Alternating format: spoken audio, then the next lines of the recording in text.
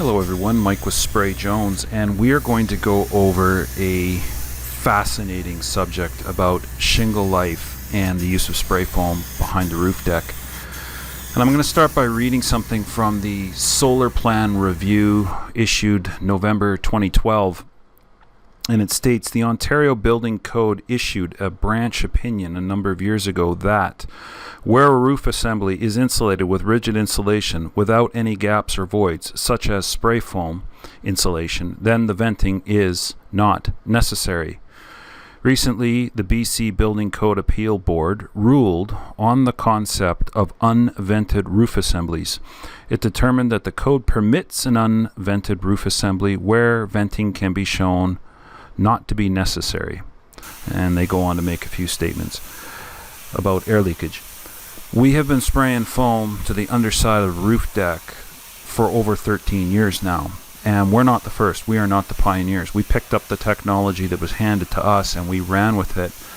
And we had a lot of building code communities in various jurisdictions say that that should not be done. And a formal review was done in the province where I live in. I'm in Canada.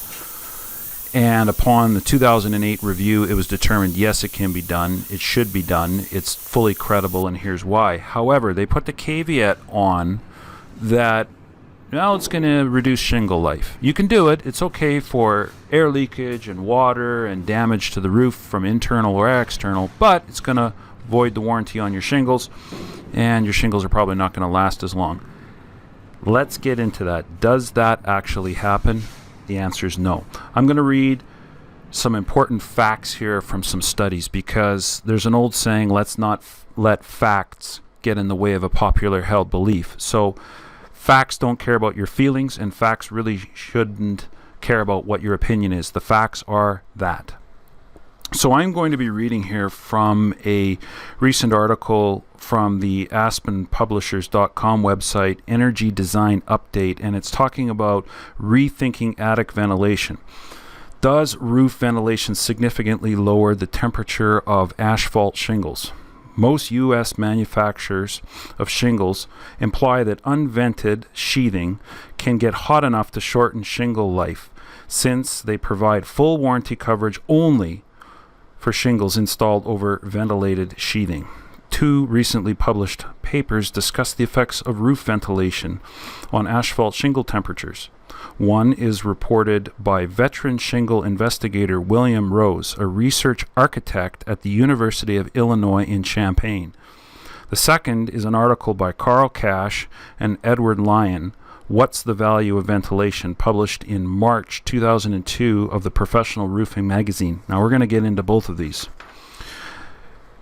Rose set up his test and watched various roof assemblies, and I'm not going to get into how exactly he set them up because it's rather complex, but it states the statistical method behind these comparisons is fairly complex. The method's most important feature is its usefulness in ranking factors in order of their effect on shingle temperature. So he went with vented and unvented roofs, both with flat ceilings and with cathedral ceilings, and then he compared white shingles and black shingles.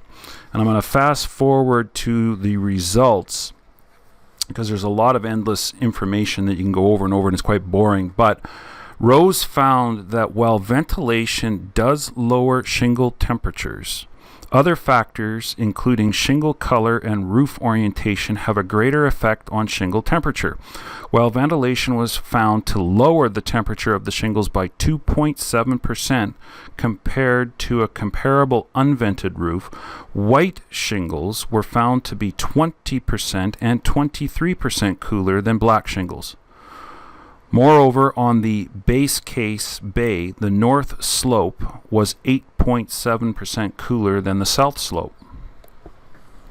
Switching to another fellow, Tom Bolnow, a senior director for technical services at the National Roofing Contractors Association, often talks to roofers with warranty claims, and I feel that the manufacturers have been looking for reasons for shingle problems, he says. Obviously, heat buildup has been one of them. When cracked shingles show up on unventilated roofs, the most manufacturers blame the installer. Oftentimes, when a manufacturer's rep investigates a problem, the first two things they look for is ventilation and how the shingles are fastened. Those are the primary reasons that they say there is a problem with the ventilation or the installation, and it's not our problem. So you can start to see that they're using ventilation as a way to get out of warranty claims, when scientific fact is showing that it's only going to lower the temperature 2.7%. All right. Like Rose, Cash, and Lyon found that shingle color trumps ventilation. In all instances, changing roof color from black to white has more effect on yearly mean temperatures than ventilation, wrote Cash and Lyon. Now I'm going to reference what they found.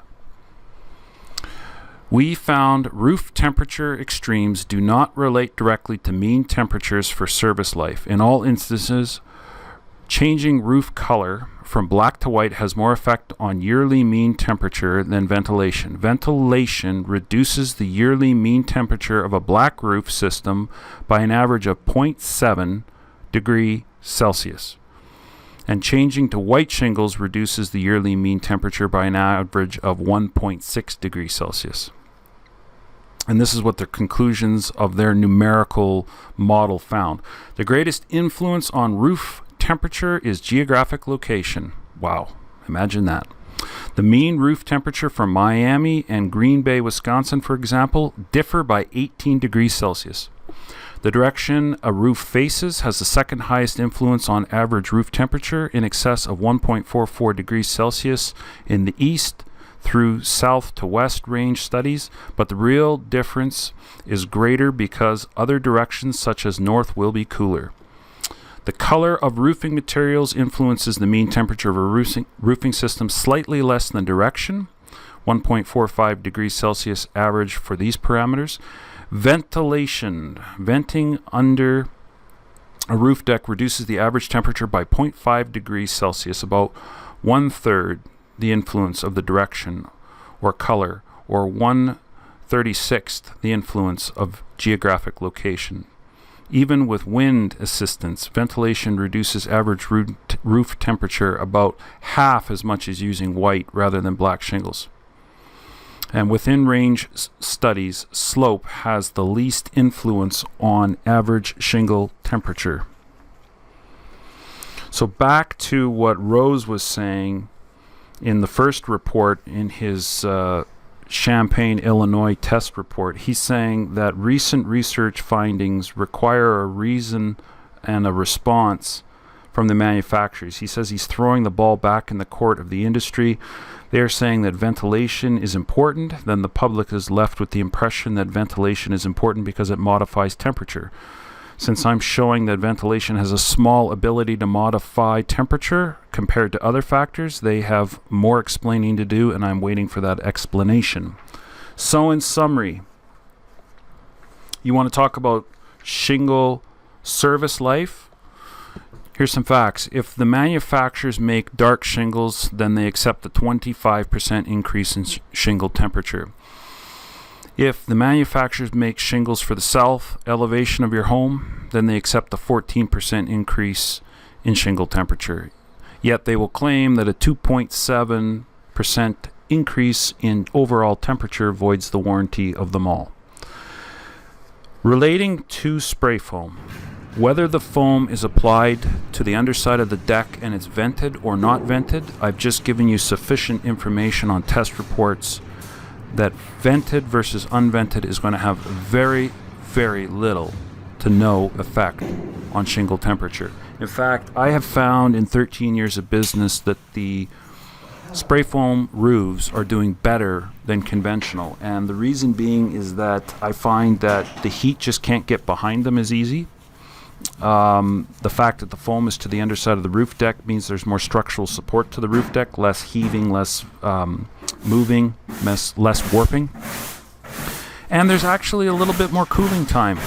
The ones that are in the direct sunlight are the hottest, and the ones that are in the shade are the coolest. And you don't have an attic space that's hot from sun up to sundown because the foam is to the underside of the deck. The side that's in direct sunlight is going to be the warmest. So out of 13 years of business, we're very confident in the science of putting foam to the roof deck, not causing premature damage to roof life and service temperatures. And that's why we don't have any class action lawsuits against us here in Canada. I hope this has been informative. If you've stuck with me this far in the video, congratulations, you are a die-hard Spray Jones follower.